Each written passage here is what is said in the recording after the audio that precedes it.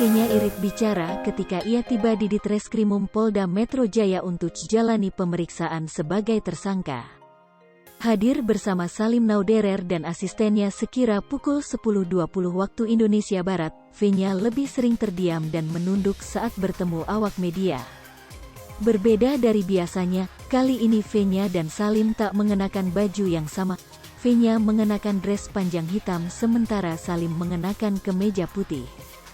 V-nya hanya menanggapi pertanyaan seputar kondisi dan persiapannya untuk jalani pemeriksaan hari ini. Sehat-sehat, kata Rahel V-nya saat ditemui di Ditreskrimum Polda Metro Jaya, Senin, tanggal 8 November tahun 2021. Terkait persiapan pemeriksaan sebagai tersangka hari ini, Rahel V-nya hanya bisa meminta doa yang terbaik. "Masuk dulu ya, doain aja ya," ungkap V-nya.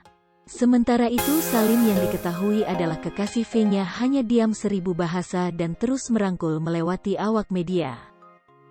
Sekedar informasi, Rahel V-nya ditetapkan sebagai tersangka bersama dengan Salim Nauderer dan asistennya atas dugaan pelanggaran karantina. Ketiganya kedapatan tak menjalani karantina mandiri usai pergi berlibur dari Amerika Serikat.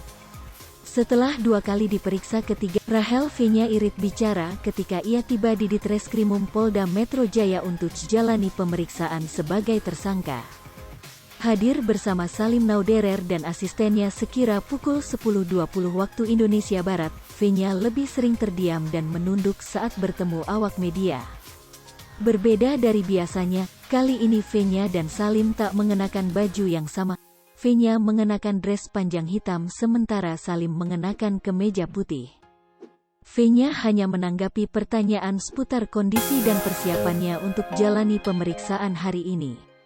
Sehat-sehat, kata Rahel V-nya saat ditemui di Ditreskrimum Polda Metro Jaya, Senin, tanggal 8 November tahun 2021.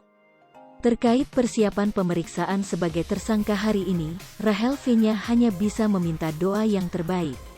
"Masuk dulu ya, doain aja ya," ungkap V-nya. Sementara itu Salim yang diketahui adalah kekasih V-nya hanya diam 1000 bahasa dan terus merangkul melewati awak media.